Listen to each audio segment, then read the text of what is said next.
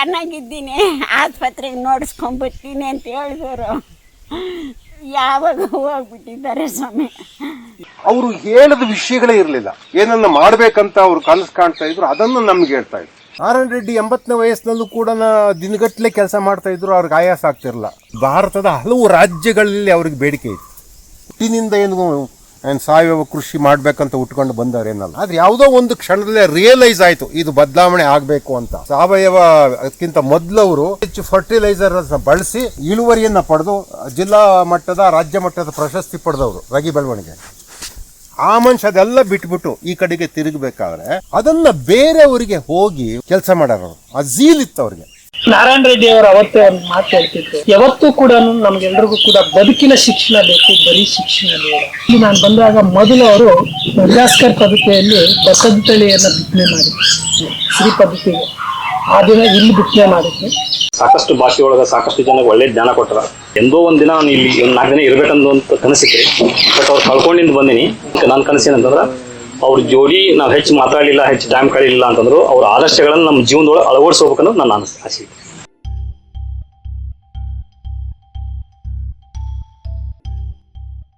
ಕೆಲಸ ಮಾಡ್ತಿರ್ತಿದ್ನಲ್ಲ, ರಾತ್ರಿ ಮನೆ ಕೆಲಸ ಬೆಳಿಗ್ಗೆ 6 ಗಂಟೆಗೆ ಎದ್ರೆ 8 ಗಂಟೆ ಆಗ್ಲಿ ಹೊಲದ ಕೆಲಸ, ತೋಟದಲ್ಲಿ ಕೆಲಸ. ನನ್ನ ಮಗ ಬಲೆ ದುಡ್ದಿದ್ದಾನೆ ಸ್ವಾಮಿ, ಸಾಯಿ ದುಡ್ದಿದ್ದಾನೆ ಅಂದ್ರೆ 9 ಗಂಟೆ ರಾತ್ರಿಯಾಗ ಎಲ್ಗನ ಹೋಗಿ ಬಂದ್ರೆ ಹುಲ್ಲು ಕೊಯ್ಕೊಂಬರಕ್ ಕುಡ್ಗೋಲ್ ಎತ್ಕೊಂಡು ಹೋಗ್ತಿದ್ದ. ಬೇಡಪ್ಪ ಕತ್ಲು ಬೇಡಪ್ಪ ಅಂತಂದ್ರೆ ನಾನು ಏನಾಗಲ್ಲ ಸುಮ್ನಿರಮ್ಮ, ಹಸುಗಳಿಗೆ ಹುಲ್ಲು ತಂದು ಹಾಕ್ತೀನಿ, ನಾನೇನು ಕುಡಿಯೋರ್ ಜೊತೆಗೆ ಹೋಗ್ತಾ ಇಲ್ಲ. ಅವ್ರ ಅಪ್ಪನ ಬೆಲೆ ಸುಧಾರಿಸ್ದ, ಅವ್ರ ಅಪ್ಪನ ಹೇಳ್ದಂಗೆ ಅಲ್ಲ. ಇವಾಗೂ ಬೈತಿದ್ದ ಅವ್ರಪ್ಪ, ಎಲ್ಲಿಗನ ಹೋದ್ರೆ ಫೋನ್ ಮಾಡಕ್ಕೇನ ನಿನ್ಗ ಅಂತೇಳಿ ಕೆನ್ನೆಗೆ ಹೊಡೆಯಕ್ಕೆ ಹೋಗ್ಬಿಡ್ತಿದ್ದ ಅವ್ರಪ್ಪ.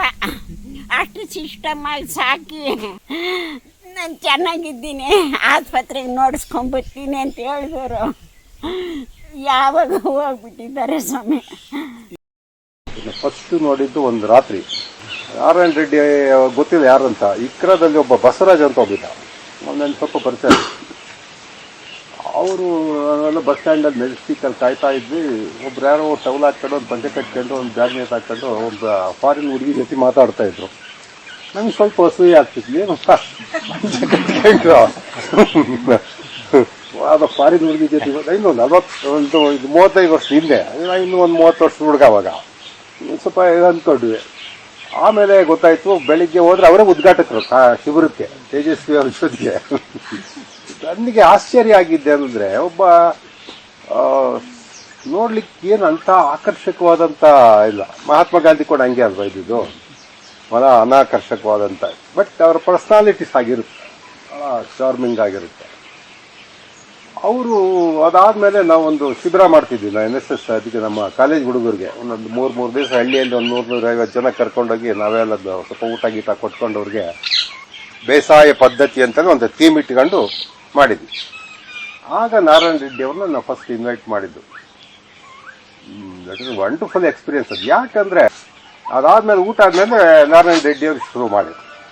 ಎಷ್ಟು ಶುರು ಮಾಡಿದ್ರಂದರೆ ಒಂದು 200-250 ಜನ ಇರ್ಬೇಕು. ಒಂದು ಸಣ್ಣ ರೂಮಲ್ಲಿ ಕೂರ್ಸಿದ್ವೆಲ್ಲ ನಮ್ಮ ಹುಡುಗರು ಎಲ್ಲ, ಹಳ್ಳಿಯವರು ಎಲ್ಲರೂ. ಮಧ್ಯಾಹ್ನ ಶುರು ಮಾಡಿದ್ರೆ ರಾತ್ರಿ 7-7:15 ನಿಲ್ಸಿರೋದು. ಒಬ್ಬ ಹುಡುಗ, ಹಳ್ಳಿಯವರು ಯಾರು ಎದ್ದೋಗಿಲ್ಲ. ಅವರೊಂದು 150 ಜನ ಹುಡುಗರು, ಕಾಲೇಜ್ ಹುಡುಗರು, NGOಗಳು ಇಟ್ಕೊಳ್ಳೋದು ಇನ್ನೂ ಕಷ್ಟ, ನಿಮ್ಗೆ ಗೊತ್ತಿರುತ್ತೆ. ಅವ್ರು ಹೋಗ್ತಾ ಮೊಬೈಲ್ ಇಟ್ಕೊಂಡು ಅವ್ರವ್ರ ಗುಂಪುಗಳೊಳಗೆ ಮಾತಾಡ್ತಿರ್ತಾರೆ. ಅವ್ರನ್ನೆಲ್ಲ ಒಟ್ಟಿಗೆ ಮಾಡ್ಕೊಂಡು, ಅದ್ರ ಜೊತೆಗೆ ಆ ಹಳ್ಳಿಯವರು ಎಲ್ಲರನ್ನೂ ಒಳ್ಳೆ ಹಿಂಗೇ ನೋಡ್ತಾವ್ರೆ. ನಮಗೆ ಏನು ಮನುಷ್ಯ ಹಿಂಗೆ ಮಾತಾಡ್ತೀವಿ. ಎಷ್ಟು ಮಾತಾಡಿದ್ರಂದ್ರೆ, ಅವರು ಹೇಳಿದ ವಿಷಯಗಳೇ ಇರಲಿಲ್ಲ. ಅದರಲ್ಲಿ ಎಕನಾಮಿಕ್ಸ್ ಇರ್ತಿತ್ತು, ಪರಿಸರ ಇರ್ತಿತ್ತು, ಅಗ್ರಿಕಲ್ಚರ್ ಇರ್ತಿತ್ತು, ಜೀವನ ಕ್ರಮ ಇರ್ತಿತ್ತು. ಏನು ಬದುಕ್ತಿದ್ರು ಅದನ್ನು ಅವ್ರು ಹೇಳ್ತಾ ಇದ್ರು. ಏನನ್ನ ಅರ್ಥ ಮಾಡ್ಕೊಂಡಿದ್ರು, ಏನನ್ನ ಮಾಡ್ಬೇಕಂತ ಅವ್ರು ಕನಸು ಕಾಣ್ತಾ ಇದ್ರು, ಅದನ್ನು ನಮ್ಗೆ ಹೇಳ್ತಾ ಇದ್ರು. ಹಾಗಾಗಿ ಅದೆಲ್ಲವೂ ಅನುಭವದಿಂದ ಬರ್ತಾ ಇದ್ರಿಂದ ಥಿಯರಿಯಲ್ಲ ಅದಲ್ಲ. 2 ಪ್ರೋಗ್ರಾಮ್ ಕೊಡಬೇಕು. ಒಂದು ಕಾಲೇಜ್ ಹುಡುಗರಿಗೆ ಕಾಲೇಜಿನಲ್ಲಿ 1 ಲೆಕ್ಚರು, ಇನ್ನೊಂದು ನಮ್ಮ ಕ್ಯಾಂಪ್ಗೆ ಒಂದು ಸಾರಿ ಬರಬೇಕು. ಹಳ್ಳಿ ಯಾವ್ದು ಹಳ್ಳಿಯಲ್ಲಿ ಇರ್ತೀವೋ ಹಳ್ಳಿ ಜನಗಳನ್ನ ಸೇರಿಸಿ. ಅದಾದಮೇಲೆ ನಮಗೆ ಅವ್ರ ನೀವೆಲ್ಲ ಅವ್ರ ಬಗ್ಗೆ ಒಂದು ಇದನ್ನು ನೋಡಿರ್ತೀರ, ಅವರ ಸರಳ ವಿರಳ ನೋಡಿರ್ತೀರ. ನಾರಾಯಣ ರೆಡ್ಡಿ 80ನೇ ವಯಸ್ಸಿನಲ್ಲೂ ಕೂಡ ದಿನಗಟ್ಟಲೆ ಕೆಲಸ ಮಾಡ್ತಾಯಿದ್ರು, ಅವ್ರಿಗೆ ಆಯಾಸ ಆಗ್ತಿರಲ್ಲ. ಅವ್ರಿಗೆ ಅದು ಸಾಧ್ಯ ಆಗ್ತಿತ್ತು ನೋಡಿ. ಏಜ್ ಆಫ್ 80 ಅವರು ಆ ಕೆಲಸ ಮಾಡೋರು ನೋಡಿ. ಇಡೀ ದಿವಸ ಕುತ್ಕೊಂಡು ಎಲ್ಲ ಒಂದು ಕಡೆಗೆ ಕುಕ್ಕುರ್ಗಾಲ ಕುತ್ಕೊಂಡು ಇಡೀ ದಿವಸ ಕೆಲಸ ಮಾಡೋಕ್ಕಾಗ್ತಾಯಿತ್ತು ನೋಡಿ. ಭಾರತದ ಹಲವು ರಾಜ್ಯಗಳಲ್ಲಿ ಅವ್ರಿಗೆ ಬೇಡಿಕೆ ಇತ್ತು. ಹಲವು ಭಾಷೆಗಳು ಗೊತ್ತಿತ್ತು ಅವ್ರಿಗೆ, ಅದೊಂದು ದೊಡ್ಡ ಅಡ್ವಾಂಟೇಜ್. ಓದಿದ್ದು ಬರೀ SLC ಏನೋ ಇರಬೇಕು ಅವರು, ಆದರೆ ಹಲವು ಭಾಷೆಗಳು ಗೊತ್ತಿತ್ತು, ಬರೆಯೋದು ಗೊತ್ತಿತ್ತು. ಒಬ್ಬ SLC ಓದಿದ ಮನುಷ್ಯ ಎಷ್ಟು ಅದ್ಭುತವಾಗಿ ಇಂಗ್ಲೀಷ್ನೆಲ್ಲ ಅವ್ರ ಆರ್ಟಿಕಲ್ಸ್ ಎಲ್ಲ ಇಂಟರ್ನ್ಯಾಷನಲ್ ಮ್ಯಾಗ್ಝಿನ್ಗಳಿಗೆ ಬರೀತಾ ಇದ್ರು. ಹುಟ್ಟಿನಿಂದ ಏನು ಸಾವಯವ ಕೃಷಿ ಮಾಡಬೇಕಂತ ಉಟ್ಕೊಂಡು ಬಂದವರೇನಲ್ಲ. ಆದರೆ ಯಾವುದೋ ಒಂದು ಕ್ಷಣದಲ್ಲೇ ರಿಯಲೈಸ್ ಆಯಿತು ಇದು ಬದಲಾವಣೆ ಆಗಬೇಕು ಅಂತ. ಅವ್ರಿಗೆ ಸಾವಯವ ಅದಕ್ಕಿಂತ ಮೊದಲವರು ಹೆಚ್ಚೆಚ್ಚು ಫರ್ಟಿಲೈಸರ್ನ ಬಳಸಿ ಹೆಚ್ಚು ಒಂದು ಎಕರೆಗೆ ಇಳುವರಿಯನ್ನು ಪಡೆದು ಜಿಲ್ಲಾ ಮಟ್ಟದ ರಾಜ್ಯ ಮಟ್ಟದ ಪ್ರಶಸ್ತಿ ಪಡೆದವರು ರಾಗಿ ಬೆಳವಣಿಗೆ. ಆ ಮನುಷ್ಯ ಅದೆಲ್ಲ ಬಿಟ್ಬಿಟ್ಟು ಈ ಕಡೆಗೆ ತಿರುಗಬೇಕಾದ್ರೆ ಒಂದು ಮನೆಯವರ ಸಹಕಾರ, ಅವ್ರ ಶ್ರೀಮತಿ ನ್ಯಾರು ಅವ್ರಿಗೆ ಅವ್ರ ತಂದೆ ತಾಯಿಗಳೇನಿರಲ್ಲ, ಮಕ್ಕಳು ಅವ್ರು ಯಾರು ಕಂಟ್ರೋಲ್ ಮಾಡೋ ಸ್ಥಿತಿಯಲ್ಲಿ ಏನಿರಲಿಲ್ಲ, ಯಾಕಂದರೆ ಅವರೇ ಇವ್ರನ್ನೆಲ್ಲರನ್ನು ಕಂಟ್ರೋಲ್ ಮಾಡ್ತಿದ್ರು. ಒಂದು ಎರಡನೇದು ಅವ್ರಿಗೆ ಅದರಲ್ಲಿ ವಿಶ್ವಾಸ ಇತ್ತು, ನಾನು ಇದರಲ್ಲಿ ಏನೋ ಮಾಡಬಲ್ಲೆ ಅಂತ. ಅದನ್ನು ಬೇರೆಯವರಿಗೆ ಹೋಗಿ ಒಂದು ರೀತಿಯ ಮಿಷನರಿ ಥರ ಕೆಲಸ ಮಾಡೋರು, ಆ ಝೀಲ್ ಇತ್ತು ಅವ್ರಿಗೆ. ನಮ್ಮ ನಾರಾಯಣ ರೆಡ್ಡಿ ಅವರ ತೋಟಕ್ಕೆ 2000 ಇಸ್ವಿಯಲ್ಲಿ ಬಂದಿದ್ದೆ. ನಾರಾಯಣ ರೆಡ್ಡಿ ಅವರು ನಮ್ಮ ತೋಟಕ್ಕೆ 2001ರಲ್ಲಿ ಬಂದಿದ್ದೆ.